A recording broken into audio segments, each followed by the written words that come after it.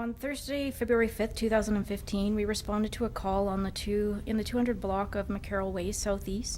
In the process of investigating a complaint, officers found over 600 stolen items worth approximately $300,000. It is believed most of the property was taken from parkade storage units across the city. We also seized 2 firearms, including an assault rifle and a small amount of drugs. Since the property was seized, we have been working to catalogue it and find as many owners as possible through police reports and names or other identifying features on the property. This process is now complete, and we are asking for the public's help to return the remaining stolen items to their rightful owners. In relation to this incident, we have charged Justin Cecil Scott, age 30, of Calgary, with 7 firearms offenses, including contravening the Firearms Act, possessing an unlicensed weapon, possessing a restricted prohibited weapon, possessing a weapon with the serial number altered or removed, and other various offenses. The investigation is still ongoing and more charges may be laid. We are also asking for the public's help to locate another suspect in relation to this incident. Ryan Corey Callahan, age 33, of no fixed address, is described as a Caucasian male, 5'9" tall, with brown hair, brown eyes, and a slim build. He has tattoos of a fish and a tiger on his left forearm, a dragon on his upper left arm, and a Buddha on his upper right arm. He is wanted on warrants in connection to the seizures and various other offenses. Anyone with information is asked to call the police non-emergency line or contact Crime Stoppers anonymously. I can now answer your questions. So right now you're looking for 2 things really out of this. You're looking for people to come and claim their property, and you're looking for this Ryan Callahan guy. That's correct, yes. What are some of the challenges I guess you've had in trying to get people matched up with the property? A lot of the property, when we started investigating it, we looked for names and addresses and other identifying markers on the property. And now that we matched it up to our computer systems to see if any items match. Now that we've done that, we're at a point where we need the public's assistance to try and help identify their property that was taken. And I'm sorry, where was this all seized from? It wasn't just from one location? Yeah, it was seized at one residence, and the property was throughout the entire residence plus the garage.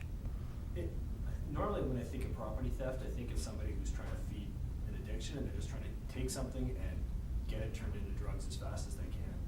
But this is like a warehouse of people's things. This seems a little different. These 2 individuals, at this point, we believe they were working together from our investigation. There could be others involved that we aren't aware of yet, that we're still working on, but they were quite diligent in their efforts to try and to steal property. And one of the issues with the storage lockers, or it's not necessarily an issue, but one of the things we noticed, the storage lockers store a large amount of property because they're in condo complexes. So from there, they can go into 20 storage lockers and with a half an hour come out with 30, 40 items or 50. So they have the ability to collect a large amount of property in a short amount of time. So they continue to come in and use the parkade break-and enters as their means of getting property so that they can sell it to get money for drugs or other types of property that they're looking for. So, I'm sorry, just one more thing. So the people that you think that the people that you've got right now that you've identified in this are the primary thieves as well? Yes. How long do you think they've been collecting all this? We've, from our investigation, the majority of the property was seized between July of 2014 to February 5th. We do have some items that go back as far as 4 years ago from break-and enters.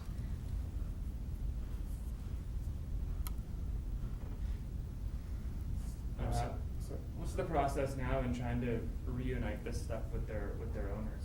What we're doing is we're going to ask that if anyone identifies their property from looking on our Calgary Police Service website on the Flickr page and our Facebook page, there's a list of property if anything sounds familiar or any of the photos that we have on there.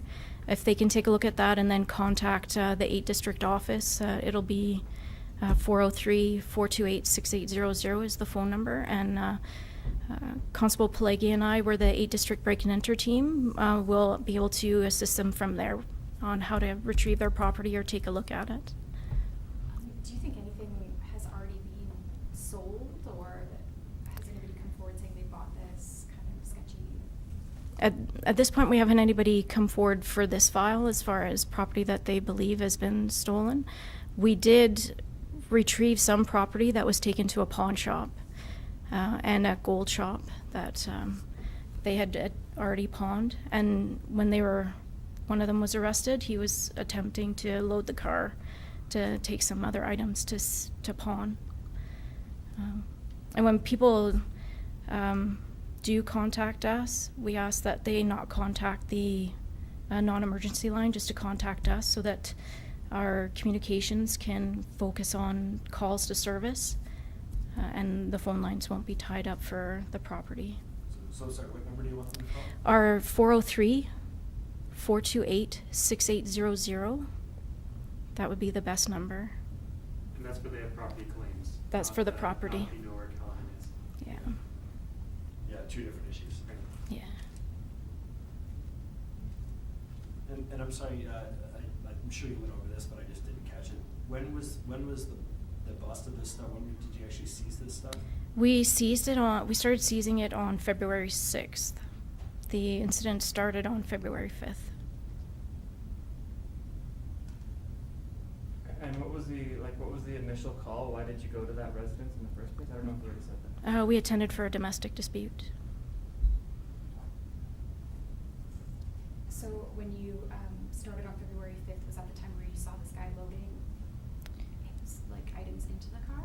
Or? We weren't there. They just attended for a domestic, and then once the investigation revealed there was more involved than just a domestic dispute, my partner and I were contacted we were called out to deal with the search warrant portion of the file.